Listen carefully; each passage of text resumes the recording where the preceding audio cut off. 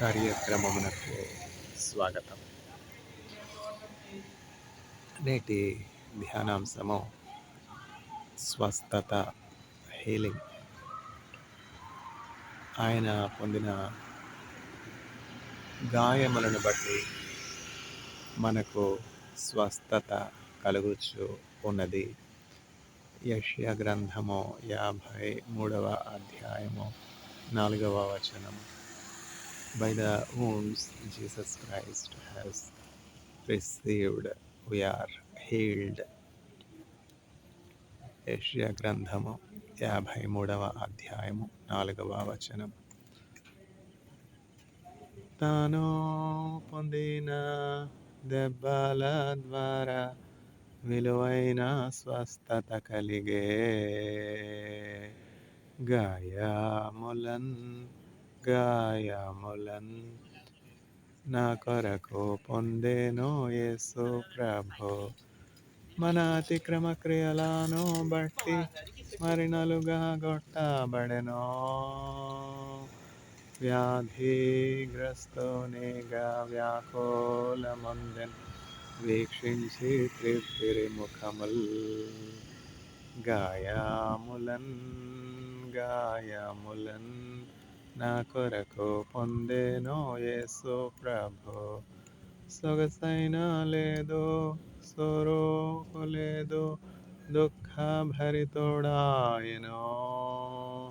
వ్యాధిగ్రస్తునిగా వ్యాకులముందెన్ వీక్షించి త్రిప్పిరి ముఖముల్. గాయములన్ నా కొరకు పొందెను యేసు ప్రభు. మన అతిక్రమ క్రియలను బట్టి మరినలుగా గొట్టబడెను. స్వస్థత, హీలింగ్. నేటి ప్రపంచంలో మనుష్యులకు కావలసినది స్వస్థత, హీలింగ్. మనుష్యులకు మాత్రమే కాదు, సృష్టి యావత్తు ఏకగ్రీవముగా విమోచన కొరకు, విడుదల కొరకు మూల్గుచ్చు ఉన్నది అని దేవుని వాక్యంలో వ్రాయబడి ఉన్నది. మనం సృష్టిని చూసినట్లయితే ప్రారంభ దినాల్లో ఉన్నట్టి ఆ భూగోళ పరిస్థితులు నేడులేవుగా. అంటే ప్రారంభంలో ప్రకృతి వైపరీత్యాలు సంభవించలేదా అంటే సంభవించాయి. నోవా కాలం మనం చూసినట్లయితే, ఆదికాండం 6వ అధ్యాయం మనం చూసినట్లయితే, నోవా కాలంలో జలప్రళయం వచ్చింది. జలప్రళయాలు ఇప్పుడే కాదు, ఫ్లడ్స్, తుఫాన్లు, పెనుగాలులు, ఈ ప్రకృతి వైపరీత్యాలు ఇప్పుడే కాదు, పూర్వం కూడా ఉన్నాయి. అంటే సృష్టి ప్రారంభంలో ఉన్నటువంటి పరిస్థితులు ఇప్పుడు లేవు, ఎంతో మారిపోయాయి అని చెప్తూ ఉన్నాను. కానీ ఈ ప్రకృతి వైపరీత్యాలు ప్రారంభంలో లేవు అని చెప్పట్లేదు. బైబిల్ గ్రంథం పురాతనమైనటువంటి గ్రంథము. అందులో ఆ పురాతన కాలంలో ఉన్నటువంటి ఆ పరిస్థితులను గురించి చక్కగా వివరిస్తూ ఉన్నది. అయితే ప్రకృతి లోని క్రమానికి మానవుల యొక్క క్రియలకు సంబంధం ఉన్నది అని మనం గ్రహించాలి. నీవు ఏది కోయదువో దానినే విత్తదు అని దేవుని వాక్యం చెప్తుంది. What ever you so you will reap అని దేవుని వాక్యం స్పష్టంగా చెప్తుంది. కాబట్టి మనము మంచిని విత్తినప్పుడు మంచిని కోయదము అన్న విషయాన్ని జ్ఞాపకం చేసుకోవాలి. చూడండి, మామిడి పండు ఉంది. మామిడి టెంక నాటితే మనకేం చెట్టు వస్తుంది? మామిడి చెట్టు వస్తుంది కదా, మామిడి పళ్ళు వస్తాయి. వేప విత్తనం నాటితే వేప చెట్టు వస్తుంది. ముళ్ళ పొదకు సంబంధించినటువంటి ఆ కొమ్మలు నాటినట్లయితే ముళ్ళ పొదలే వస్తాయి కదా. అంజూరపు చెట్టుకి ఒలీవలు కాస్తాయా? జల్దరి చెట్టుకి వేపళ్ళు పూస్తాయా? పూయవు కదా. అందువల్ల మనం ఏమైతే విత్తుతామో దాన్నే కోస్తాము అన్నలా మనం జ్ఞాపకం పెట్టుకోవాలి. Law of conservation of mass ఉంది, law of conservation of energy ఉంది, లా ఆఫ్ గ్రావిటీ ఉంది. ఫండమెంటల్ లాస్ అన్నమాట. ఈ భౌతిక ప్రపంచాన్ని గూర్చినటువంటి వాటి యొక్క క్రమాన్ని గూర్చినటువంటి చక్కని భౌతిక శాస్త్రం ఫిజిక్స్ ఉన్నది కదా! అందులో అనేకమైనటువంటి లాస్ ఉన్నాయి. ఈ లాస్ అన్నీ కూడా ఏమిటి అంటే, మన పూర్వీకులు చక్కగా ప్రకృతిని అబ్జర్వ్ చేసి, అందులో ఉన్నటువంటి ఆ క్రమాన్ని చూసి, ఆ సృష్టి, ప్రకృతి, భూమి, అందులో ఉన్నటువంటి ఆహ్, అనేకమైనటువంటి విషయాలు ఏ క్రమాన్ని పాటిస్తున్నాయి అని చెప్పి చక్కగా కొన్ని లాస్ చెప్పారు. ఈ లాస్ మారిపోవు. వీటికి ఆహ్, వ్యతిరేకంగా, వీటికి భిన్నంగా ఏమి కూడా సంభవించదు. ఈ లాస్ అన్నీ కూడా మనం చూస్తున్నాం. అయితే ఈ లాస్ అన్నింటికి మూలమైనటువంటి ఈ శాస్త్రాలన్నింటికి మూలమైనటువంటి శాస్త్రం ఏంటంటే ధర్మశాస్త్రము. ఆ ధర్మశాస్త్రము ఎవరికి ఇయ్యబడింది అంటే దేవుని ప్రజలకి ఇయ్యబడింది. అయితే దేవుని ప్రజలు కానివారెవరు అని అడగవచ్చు. దేవుని ప్రజలు కానివారంతా? అంటే సృష్టిలో ఏమి జరిగిందంటే ఒక పతనం జరిగింది. మానవుడు పడిపోవుట జరిగింది. సృష్టి ఆరంభంలో దేవుడు మానవులకి ఇచ్చినటువంటి ఒకే ఒక ఆజ్ఞ ఏంటంటే, మీరు ఈ చెట్టు యొక్క ఫలమును ముట్టకూడదు. దీనిని ముట్టినట్లయితే, దీనిని తినినట్లయితే మీరు మరణిస్తారు అని యేసుక్రీస్తు ప్రభువు తను సృజించినటువంటి సృష్టిలో అతి ఔన్నత్యం కలిగినటువంటి సృష్టి, మానవ సృష్టి. మానవులకు పితరుడైనటువంటి ఆదాముకు చెప్పారు. అయితే దురాశ గర్భము ధరించి పాపము కనును అన్నట్లు దురాశకు పోయి దేవుడేమో ఇది తింటే మీకు మేలు కాదు, ఇది కీడు అని చెప్పారు. అసలు ఆదాముకి ఈ సృష్టిలో తెలిసిందెవరు? దేవుడే కదా! యేసుక్రీస్తు ప్రభువే కదా! ఆదాముకి ఈ సృష్టిలో అత్యున్నతమైనటువంటి స్థానాన్ని కల్పించిందెవరు? దేవుడే కదా! యేసుక్రీస్తు ప్రభువే కదా! ఈ సృష్టి అంతటిని కూడా ఆదాము చూసాడు. దేవుడు చక్కగా ఈ జీవగల సమస్తాన్ని ఎట్లా చేశారు? చూడండి, మనం బావిలో కప్పలాంటి వారమే అని అనుకోవాలి. ఎందుకంటే మనకు తెలిసింది సృష్టిని గురించి చాలా స్వల్పం. మనకు తెలిసినటువంటి నాలెడ్జ్ ఇంత సైన్స్ అండ్ టెక్నాలజీ అభివృద్ధి చెందినప్పటికీ కూడా మనకి తెలిసినటువంటి నాలెడ్జ్ ఏమిటి అంటే సముద్రంలో ఒక నీటి బిందువు అని మాత్రమే చెప్పుకోవాలి. ఇప్పుడు దానియేలు గ్రంథం మనం చూసినట్లయితే అది ప్రవచన గ్రంథం. అంటే ప్రాఫెసీస్‌తో భవిష్యత్తులో సంభవింపనైనటువంటి విషయాలతో కూడినటువంటి గ్రంథం. దానియేలుకే దేవుడు ఎందుకు భవిష్యత్తును గురించి ప్రకటించారు, తెలియపరిచారు. చూసారా? మనం దేవునితో సాన్నిధ్యం కలిగి ఉన్నప్పుడు, సన్నిహిత సంబంధం కలిగి ఉన్నప్పుడు ఇతరులకు తెలియనటువంటి సంగతులు, ఇతరులకు తెలియనటువంటి విషయాలు మనకు తెలుస్తాయి. దేవుడు మనతో మాట్లాడి భవిష్యత్తును గురించినటువంటి విషయాలు చెప్తారు. ఈ విషయానికి నీవు ముద్ర వేయకుండా ఇవన్నీ కూడా రాయి, ఇవి తప్పకుండా నెరవేరుతాయి భవిష్యత్తులో అని చెప్పి దానియేలుకి చెప్పినప్పుడు దానియేలు ఆ విషయాలన్నీ కూడా రాస్తాడనమాట. దానియేలుకి కలిగినటువంటి ఆ దర్శనాలు, కలల ద్వారా దేవుడు భవిష్యత్తును గురించి దానియేలుకి చెప్పాడు. ఆ కాలంలో బబులోను ఒక చెరగా అంటే బానిసగా కొనిపోబడ్డాడు దానియేలు. ఇజ్రాయెల్ దేశంలో యూదులందరూ కూడా 70 సంవత్సరాల కాలము నెబుకద్నెజరు బబులోనునకు చెరగా కొనిపోయారనమాట. ఆ కాలంలో పరాయి దేశం అయినప్పటికీ, చెర అయినప్పటికీ, బానిసత్వం అయినప్పటికీ దానియేలు ఒక అత్యున్నతమైనటువంటి స్థితికి వెళ్ళడానికి యేసుక్రీస్తు ప్రభువు సహాయం చేశారు. ఎట్లా అంటే ఒకానొక సందర్భంలో నెబుకద్నెజరుకు ఒక కళ వస్తుందనమాట. ఆ కళ యొక్క భావాన్ని ఎవరు కూడా తెలియపరచలేకపోతారు. అప్పుడు దానియేలు ఆ కళను, ఆ కళ యొక్క భావాన్ని తెలియపరుస్తాడు. బబులోను మహా సామ్రాజ్యం. ఇప్పుడు అమెరికా ఎంత గొప్ప సామ్రాజ్యం, చైనా ఎంత గొప్ప సామ్రాజ్యం. అట్లా ఆ కాలంలో బబులోను ఎంతో మహా గొప్ప సామ్రాజ్యం అనమాట. నెబుకద్నెజర్ అయితే ఒక చక్రవర్తి. ఒక ట్రంప్ గారు ఎట్లా, పుతిన్ ఎట్లా, షీ జిన్‌పింగ్ గారు ఎట్లా, అట్లా అత్యున్నతమైనటువంటి అధికారం కలిగినటువంటి రాజుగా ఉన్నాడు. అయితే తన హృదయంలోనికి గర్వం వచ్చినది. ఈ రాజ్యమంతటిని చక్కగా ఇట్లా కట్టింది నేనే కదా! నిర్మించింది నేనే కదా! ఏకఛత్రాధిపతిని నేనే కదా!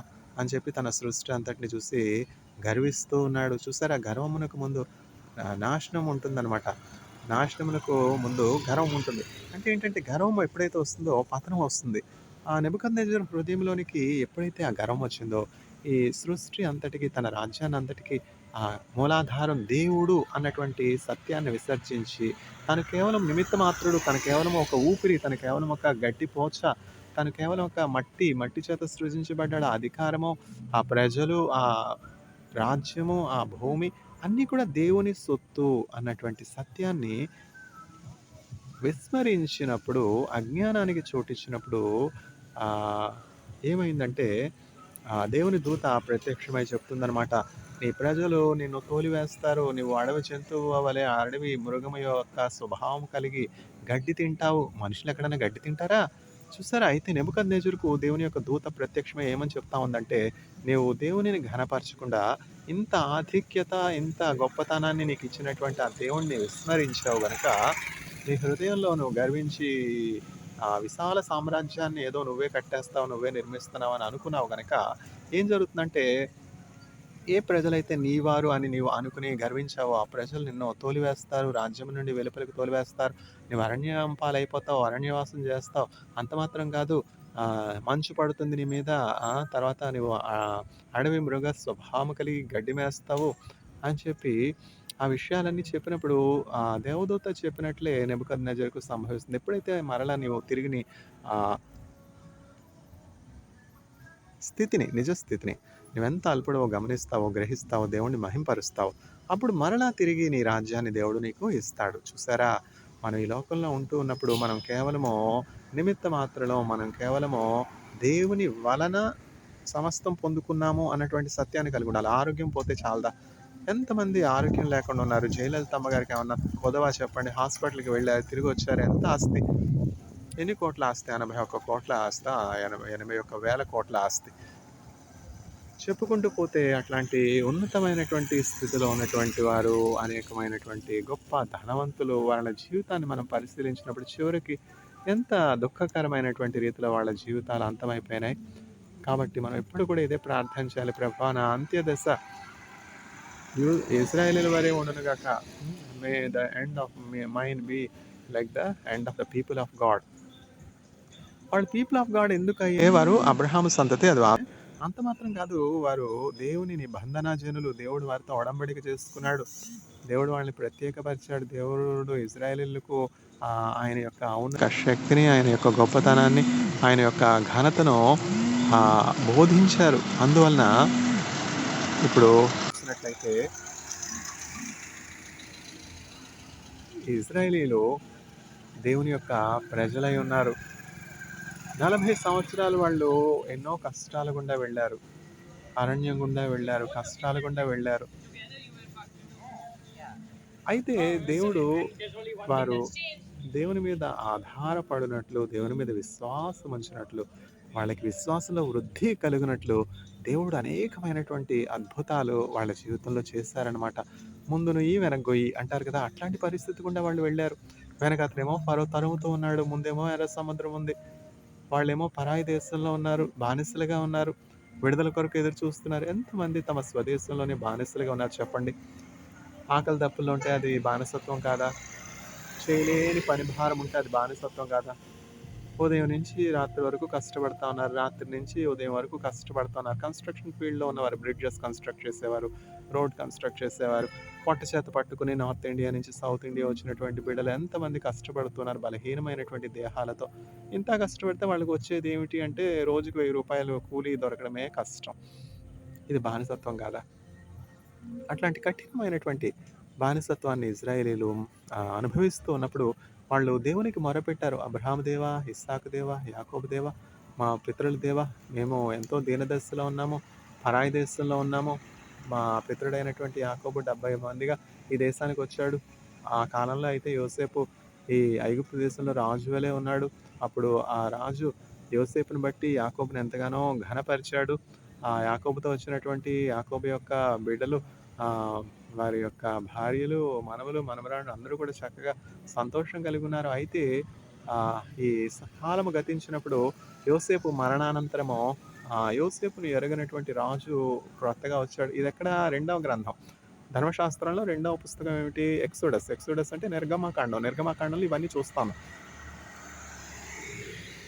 జెనెసిస్ 50th చాప్టర్ వచ్చేటప్పటికి యోసేపు గతించిపోయినాడు. యోసేపు వెళ్ళిపోవటంతోనే అనేకమైనటువంటి జియోపొలిటికల్ సిట్యుయేషన్స్ చేంజ్ అయిపోయాయి. డైనమిక్స్ చేంజ్ అయిపోయాయి. అక్కడ ఉన్నటువంటి ఆ రాజు మారిపోయినాడు. ఆ రాజుకు యోసేపుని గురించి గాని, యోసేపు యొక్క సంతతిని గురించి గాని, యాకోబుని గురించి గాని, యాకోబు యొక్క సంతతిని గురించి గాని, వారెట్లా కానాను దేశం నుంచి వచ్చారు అన్నదేమి కూడా జ్ఞాపకం లేదు, తెలీదనమాట. చూసారా? చరిత్ర తెలుసుకోనడం చాలా అవసరం. నేటి రాజులు గాని, అధికారులు గాని వారికి పురాతనమైనటువంటి విషయాలు తెలియుట చాలా మంచిది. ఆ ఆది దేవుడు ఎవరో, అనాది దేవుడు ఎవరో, ఈ సృష్టిజాలం అంతటిని ఏకఛత్రాధిపతిగా ఏలుతున్నటువంటి ఆ దేవుడు ఎవరు? ప్రారంభంలో ఉన్నటువంటి పరిస్థితులు ఏమిటి? ఇవన్నీ కూడా తెలుసుకోవడం చాలా అవసరం. నెబుకద్నెజరు తెలుసుకున్నాడు. తెలుసుకొని ఏమి చెప్తున్నాడు? దానియేలు దేవుడు తప్ప వేరొక దేవుడు లేడు అని చెప్తున్నాడు. అబ్రహాము దేవుడు తప్ప వేరొక దేవుడు లేడు. ఇస్సాకు దేవుడు తప్ప వేరొక దేవుడు లేడు. హెబ్రీయుల దేవుడు తప్ప వేరొక దేవుడు లేడు అని నెబుకద్నెజరు ఎప్పుడైతే ఒప్పుకున్నాడో, అతని యొక్క రాజ్యము, అధికారము దేవుడు మరలా తిరిగి అతనికి ఇచ్చుట, ఆ మృగ స్వభావం పోయి, పశు స్వభావం పోయి, జంతు స్వభావం పోయి, ఆ గడ్డి తినటం మానివేసి మరలా ఒక మనుష్యునిగా మారి తన రాజ్యాన్ని తను పొందుకుంటున్నటువంటి స్థితి మనం గమనిస్తున్నాం. కాబట్టి ఏంటంటే ఆరోగ్యం చాలా చాలా ఇంపార్టెంట్ అనమాట. ఆరోగ్యమే మహాభాగ్యం అంటారు. ప్రస్తుత కాలంలో ఎటు చూసినా పొల్యూషనే కదా! ఎటు చూసినా అనేకమైనటువంటి సమస్యలే కదా! ఫుడ్ పాయిజన్ చాలదా? ఎన్ని రకాలైనటువంటి పాయిజన్స్ ఉన్నాయి. ఎన్ని రకాలైనటువంటి రేడియాక్టివ్ కంటామినేషన్స్ ఉన్నాయి. తర్వాత ఎలక్ట్రానిక్ గాడ్జెట్స్ ద్వారా కంటామినేషన్స్ ఉన్నాయి. తర్వాత అనేకమైనటువంటి పొల్యూటెంట్స్ ఉన్నాయి కదా! కెమికల్స్ ద్వారా అనేకమైనటువంటి కంటామినేషన్స్ జరగవచ్చు. ఏ కెమికల్ ద్వారా, ఏ పొల్యూటెంట్ ద్వారా, ఏ పాయిజన్ ద్వారా ఏ అనారోగ్యం వస్తుందో మనకు తెలీదు. ఇవి మాత్రం కాదు, అంధకార సంబంధమైనటువంటి చీకటి శక్తులు లేవా? చేతబడులు లేవా? మంత్రాలు లేవా? తంత్రాలు లేవా? లేవని ఎట్లా చెప్పగలం? దేవుని వాక్యం స్పష్టంగా చెప్తున్నది కదా! మీరు పోరాడునది శరీరులతో కాదు గానీ మధ్యాకాశమందున్నటువంటి దురాత్మల సమూహంతో పోరాడుచున్నారు. మీ శత్రువైనటువంటి అపవాది ఎవరిని మృంగుదనాన్ని గర్జించి సింహం వలె తిరుగుచున్నది. కాబట్టి మెలకువ కలిగి ఉండుడి. ఎడతెగక ప్రార్థన చేయడి. మీరు శోధనలో ప్రవేశించకుండా ప్రార్థన చేయడని గొర్రెల కాపరి అయినటువంటి యేసుక్రీస్తు ప్రభువు మనందరికీ చెప్పట్లేదా? కాబట్టి మనందరికీ కూడా కాపరి ఎంతో అవసరం. ఏ మార్గంలో సాతానుడు వస్తాడో, ఏ చేతబడి ద్వారా, ఏ మంత్రం ద్వారా, ఏ తంత్రం ద్వారా, తర్వాత ఏ దెయ్యపు శక్తుల ద్వారా, ఇప్పుడు జుట్టు తీసుకొని చేతబడి చేస్తారు. ఇవన్నీ ఉన్నాయా? లేవా? లేవని ఎట్లా చెప్పగలం? ఇట్లాంటి మంత్ర, తంత్ర, చేతబడి శక్తులు ప్రయోగించుట దేవునికి ఎంతో కూడా కోపాన్ని కలుగజేసేది. ఎంత మాత్రం కూడా అట్లాంటి తమ పొరుగు వారికి చేతబడి మాంత్రిక, తాంత్రిక శక్తుల ద్వారా కీడు చేయకూడదు. ఆ! 'తులసి' అనే సినిమా చూసాము. 'కాశ్మోర్' అనే సినిమా చూసాము. వీటిలో ఉన్నటువంటి ఆ వాస్తవాలు మనం చూసాం. తమ పొరుగు వారికి ఎట్లా తల వెంట్రుకలు పట్టుకొని హాని చేద్దాము, కీడు చేద్దాము, చేతబడి చేద్దాము, పొరుగువారిని పాడు చేద్దాము అని ప్రయత్నం చేసే మనుషులు కూడా లేకపోయారా? ఎప్పుడైతే ఒక వ్యక్తి యేసుక్రీస్తు ప్రభువుని నమ్ముతారో, ఆ వ్యక్తి ఒక నూతన సృష్టిగా మారతాడు. ఇట్లాంటి చెడ్డ పనులు చేయటం మానివేసి దేవుని యందు భయభక్తులు కలిగి తమ పొరుగువారిని తన్ను వలె ప్రేమిస్తాడు. చూసారా? చాలా రకాలైనటువంటి ఆరోగ్యాలు మనం చూస్తున్నాం. కానీ దేవుని వాక్యం చెప్తున్నది ఏంటంటే, మీలో ఎవరైనాను రోగి అయి ఉన్నారా? వారు పాస్టర్‌ని పిలిపించి తల మీద నూనె రాసి ప్రార్థన చేయవలెను. విశ్వాససహితమైనటువంటి ప్రార్థన రోగిని స్వస్థపరచును. చూసారా? ప్రార్థన ద్వారా స్వస్థత ఉన్నదని దేవుని వాక్యం చెప్తున్నది. ఏ మాంత్రిక, తాంత్రిక, దెయ్యపు శక్తులైనా కూడా నేను ఒకటే చెప్తాను. In the name of Jesus I rebuke you Satan అంటానంతే. ఆ చీకటి శక్తులన్నీ పటాపంచలైపోతాయి. అటువంటి బలము కావాలి. అటువంటి ఆత్మీయ శక్తి కావాలి. అటువంటి యేసుక్రీస్తునందుల విశ్వాసం కావాలి. ఒకరికొకరు ప్రార్థన చేయండి. చర్చ్‌గా మనం ఏం చేయాలి? మన చుట్టూ ఉన్నటువంటి ప్రజల కొరకు, ముఖ్యంగా చిన్న పిల్లల కొరకు, బలహీనుల కొరకు, పేదరికంలో ఉన్న వారికి కొరకు, బలాత్కారాన్ని ఎదుర్కొంటున్నటువంటి వారి కొరకు, మానసిక ఆరోగ్యం సరిగా లేనటువంటి వారి కొరకు, మెంటల్ హాస్పిటల్స్‌లో ఉన్నటువంటి వారి కొరకు, మరణకరమైనటువంటి క్యాన్సర్ వ్యాధితో బాధపడుతున్నటువంటి వారి కొరకు ఎడతెగక ప్రార్థన చేయాలి. వారి కొరకు ప్రార్థన చేస్తే మాకేం వస్తుంది? మాకున్న సమస్యలు చాలకనా అని అనుకోకూడదు. ఎప్పుడైతే యోబు తన స్నేహితుల కొరకు ప్రార్థన చేశాడో, దేవుడు అతని యొక్క కొరతలన్నింటినీ తీసివేసి అతని యొక్క ఆర్థిక స్థితిని మరలా అతడు కోల్పోయినటువంటి ఆశీర్వాదాలన్నీ అతనికిచ్చి, అతడు కోల్పోయినటువంటి ఆరోగ్యాన్ని తిరిగి దేవుడు యోబుకి ఇచ్చాడు. చూసారా? స్వస్థత ఎవరి చేతిలో ఉన్నది? ఐశ్వర్యం ఎవరి చేతిలో ఉన్నది?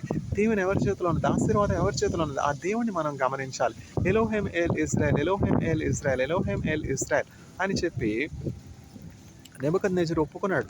అట్లా చాలామంది పురాతన కాలంలోని దైవజనులు, పురాతన కాలంలోని ప్రవక్తలు దేవుని యొక్క నామాన్ని మహింపరిచారు. నెబుకద్నెజరే గాని, తర్వాత ఇంకను ఐగుప్తులో ఫరో గాని, Elohim El Israel, Elohim El Israel, Elohim El Israel, Israel దేవుడే దేవుడు అని సాక్ష్యం చెప్పారు. కాబట్టి మనం గమనించాలి. ఎవరి నామంలో మనకు స్వస్థత ఉన్నది, ఎవరి నామంలో చేతబడి మాంత్రిక తాంత్రిక దెయ్యపు శక్తుల నుంచి విడుదల ఉన్నది, ఎవరి నామంలో ఫుడ్ పాయిజన్ నుంచి విడుదల ఉన్నది, ఎవరి నామంలో క్యాన్సర్ వ్యాధి నుంచి స్వస్థత ఉన్నది, అది యేసు నామం. ఎందుకని? దేవుని వాక్యం అట్లా చెప్తున్నది. ఆయన పొందిన గాయములను బట్టి మనకు స్వస్థత కలుగుతుంది. మన కోసం ప్రాణం పెట్టింది ఎవరు? మన కోసం 39 కవరల దెబ్బలు తినదెవరు? మన కోసం ముళ్ళ కిరీటం పెట్టించుకున్నదెవరు? మన కోసం శిలువ మరణం పొందిందెవరు? క్రీస్తు ఈ శ్రమలన్నీ అనుభవించాలి. మానవుల యొక్క విమోచనార్థం, మానవుల యొక్క పాప క్షమాపణ నిమిత్తము క్రీస్తు శ్రమపరచబడి మృతి పొంది తిరిగి లేచుట అగత్యము. దేవుని వాక్యం అదే చెప్తా ఉన్నది. By the wounds Jesus Christ has received we're healed. ఆయన పొందిన గాయములను బట్టి మనకు స్వస్థత కలుగుతున్నది. మీలో ఎవరైనా ఏ సమస్యలో అయినా ఉండొచ్చు. కొంతమంది ఆర్థికమైన ఇబ్బందులు ఉండొచ్చు, కొంతమంది మానసిక విచారాలు కలిగి ఉండొచ్చు. అయ్యో, బండిలో పెట్రోల్ లేదే, బండి ఎట్లా నడిపేది? అయ్యో, పిల్లల స్కూల్ ఫీజు కట్టలేదే, పిల్లల్ని స్కూల్కి ఎట్లా పంపించేది? అయ్యో, పుస్తకాలు కొనడానికి డబ్బులు లేవే, ఇంట్లో గ్యాస్ కొనుక్కోవడానికి డబ్బులు లేవే, అయ్యో ఈ జ్వరం వచ్చింది, ఈ టాబ్లెట్ మాత్ర కొనుక్కోవడానికి డబ్బులు లేవే, హాస్పిటల్కి వెళ్ళడానికి డబ్బులు లేవే. చూసారా, సాతానుడు మన డిపెండెన్స్ అంతా కూడా డబ్బు మీద ఆధారమైనట్లు చేస్తాడు. డబ్బు లేకపోతే మనం ఏమైనా చేయగలమా? డబ్బు లేకపోతే బస్సు ఎక్కగలమా చెప్పండి? డబ్బు లేకపోతే ఏమైనా సాగుతుందా చెప్పండి? చూసారా, దేవుడి మీద ఆధారపడకుండా డబ్బు మీద ఇంకా అనేకమైనటువంటి విషయాల మీద ఆధారపడినట్లు దేవుడు సాతానుడు మనల్ని ఒక విధమైనటువంటి బాండేజ్కి అప్పగించాడు కదా. అంటే ఉద్యోగాలు చేయకూడదు, డబ్బు సంపాదించకూడదు అని నేను చెప్పట్లేదు, కానీ మన ఆధారం డబ్బు మీద కాదు, దేవుని మీదే ఉండాలి. ఊపిరి ఉంటేనే కదా డబ్బైనా, ఉద్యోగమైనా. ఆరోగ్యం ఉంటేనే కదా. లక్షలు ఉన్నాయి, కోట్లు ఉన్నాయి, శరీరంలో ఆరోగ్యం లేదు, బ్యాంకులో డబ్బు మూలుగుతోంది, ప్రాణం పోయింది. కాబట్టి ఏది ముఖ్యం, ఏది ప్రథమం, ఏది ప్రాధాన్యమైనది అని మనం గమనించాలి. ఈ జీవం ఎవరి చేతిలో ఉన్నది? ఈ ఆరోగ్యం ఎవరి చేతిలో ఉంది? స్వస్థత ఎవరి చేతిలో ఉన్నది? ముందు యేసుక్రీస్తు ప్రభువుకి ప్రథమ స్థానం ఇవ్వాలి. మరియా ఉత్తమమైనది ఏర్పాటు చేసుకుని ఉన్నది, అది ఆమె వద్ద నుండి ఎవరినో తీసివేయలేరు. మరి అట్లా యేసుక్రీస్తు ప్రభుకి ఫస్ట్ ప్లేస్ ఇచ్చారు. అట్లా మనం యేసుక్రీస్తు ప్రభుకి ఫస్ట్ ప్లేస్ ఇచ్చినప్పుడు అన్నీ బాగుంటాయి. ఆర్థికమైన, ఇప్పుడు మనకు ఊపిరిచ్చినటువంటి దేవుడు మనకు కావాల్సినటువంటి అవసరతలు తీర్చరా చెప్పండి? మీరు ఏమి తిందురో, ఏమి త్రాగుదురో, ఏమి ధరించుకుందురో అని మీ దేహము కొరకు కానీ, మీ ప్రాణము కొరకు కానీ విచారించుకొని చింతింపబడి, ఇవన్నీ మీకు అవసరమని మీ పరలోకపు తండ్రికి తెలియదా? అల్ప విశ్వాసులారా, ఇవన్నీ మీకు కావాలనని మీ తండ్రికి తెలియదా? కాబట్టి మనం దేవుని తట్టు చూసినప్పుడు ఆ విశ్వాసాన్ని కలిగి ఉండాలి. డబ్బులు లేకపోతే ఏం జరగవని తెలుసు, కానీ డబ్బులు లేకుండా కూడా సమస్తము జరిగేలాగా దేవుడు చేయగలడు. నీటిని ద్రాక్షారసంగా మార్చినటువంటి దేవుడు, చనిపోయిన లాజరును తిరిగి లేపిన దేవుడు, చనిపోయిన యాయిరు కుమార్తెను బ్రతికించినటువంటి దేవుడు. ఎన్ని అద్భుతాలు, ఎన్ని అద్భుతాలు, ఎన్ని అద్భుతాలు! బైబిల్ గ్రంథం అంతా అద్భుతమే. ఇవన్నీ కూడా నేను బైబిల్ గ్రంథం 3 సార్లు కంటే ఎక్కువ చదివాను కదా. అవపాసన, దేవుని కృపను బట్టి ఆదికాండం నుంచి ప్రకటన గ్రంథం ఇప్పుడు చదవాలంటే అవుతుందా చెప్పండి? ఈ కాలం ఎట్లా ఉంది? చదవడానికి టైం ఉందా? చదివే స్థిమితమైనటువంటి మనస్సుందా? అంతా పరుగుల పందెం అయిపోయింది కదా. కాబట్టి మన పిల్లలకి బైబిల్ ఎట్లా బోధించేది? ఇట్లాంటి వీడియోస్ ద్వారా. పూర్వం అయితే పెద్దవాళ్ళు ఇంట్లో ఉండేవారు. చక్కగా ఏడయ్యేటప్పటికి, చీకటి పడేటప్పటికి పిల్లలకి భోజనాలు పెట్టేసి మంచం మీద వాళ్ళని పడుకోబెట్టుకుని పక్కలో పిల్లలకి ఒక కథ చెప్పేవారు. యోసేపుని గూర్చిన కథ, ఎస్తేరుని గూర్చిన కథ, రాముడి గూర్చిన కథ, కృష్ణుడిని గూర్చిన కథ, రామాయణం, మహాభారతం ఇట్లా చెప్పి అందులో ఉన్నటువంటి ఆ నీతిని తాతగారు, లేకపోతే నాయనమ్మ గారు, తల్లి గారు, తండ్రి గారు పిల్లలకి బోధించారు. ఇప్పుడు ఇవన్నీ ఎక్కడున్నాయి? 24 గంటలు కార్టూన్స్ చూస్తే, 24 గంటలు ఆ ఛానల్, ఈ ఛానల్, 150 ఛానల్స్. పిల్లలకి ఏమైనా టైం ఉందా? కాలం మారుతూ ఉన్నది. కాలం మారుతున్నప్పుడు ఆ విలువలు మారుతున్నాయి. ఆ విశ్వాసాన్ని మనం పిల్లల్లో జనింపచేయాలి. బాలుడు నడవలసినటువంటి త్రోవ వానికి తెలియపరచడం. చిన్నప్పటి నుంచి కూడా మనం పిల్లలకి ఒక మంచి విశ్వాసాన్ని అలవరచాలి. అది ఎట్లా సాధ్యం అంటే దేవుని వాక్యాన్ని నేర్పించడం ద్వారానే. ఇది మతం కాదు. పిల్లలు ఒక ధైర్యం కలిగి ఉండాలి. పిల్లలు భవిష్యత్తు పట్ల వాళ్ళు ఎదుర్కొనే సమస్యలన్నీ కూడా చక్కగా, ధైర్యంగా వాళ్ళు ఆ సమస్యలన్నింటినీ, అవరోధాలన్నింటినీ ఎదుర్కొనాలి, జయించాలి. అంటే వాళ్ళకి దేవుని వాక్యం ద్వారా సరైనటువంటి తర్ఫీదు, సరైనటువంటి శిక్షణ అవసరం అన్నమాట. కాబట్టి ఏమిటి, అనారోగ్యంతో ఉన్నటువంటి వారి కొరకు ముఖ్యంగా చెప్పేది ఏంటంటే, యేసుక్రీస్తు ప్రభు నామందు విశ్వాసం ఉంచండి. యేసు నామంలో స్వస్థత ఉన్నది అని గమనించండి. అప్పుడు దేవుడు తప్పకుండా మీకు యేసు నామంలో స్వస్థిస్తారు. ఎందుకంటే ఇవన్నీ నా సొంత అనుభవాలు. 46 సంవత్సరాలు ఎంతమంది పేషెంట్స్ కోసం ప్రార్థన చేశాను. ప్రార్థన ద్వారా ఎంతమంది స్వస్థత పొందుకున్నారు. జీత్ పుయానని చిన్న బిడ్డ, 3 సంవత్సరాలే. అయితే డాక్టర్స్ ఏం చెప్పారు? ఈ బిడ్డకి క్యాన్సర్ ఉన్నది, ఈ బిడ్డ బ్రతకడు, ట్రీట్మెంట్ చేయటం వీళ్ళకి ఈ బిడ్డకి అవసరం లేదు. ట్రీట్మెంట్ ఏమి పని చేయదు. కాబట్టి తీసుకొని వెళ్ళిపోండి అని చెప్పారనమాట. అని చెప్పినప్పటికీ తండ్రి మనస్సు ఎట్లా ఉంటది? తల్లి మనస్సు ఎట్లా ఉంటది? ఆ తల్లి మనస్సు, తండ్రి మనస్సు ఎంత దుఃఖంలో ఉంటుంది, ఎంత వేదనలో ఉంటుంది, ఎంత బాధలో ఉంటుంది. దుఃఖంతో డాక్టర్సే చేయి విడిచిపెట్టేశారు అని చెప్పినప్పుడు నేను ఒకటే చెప్పాను.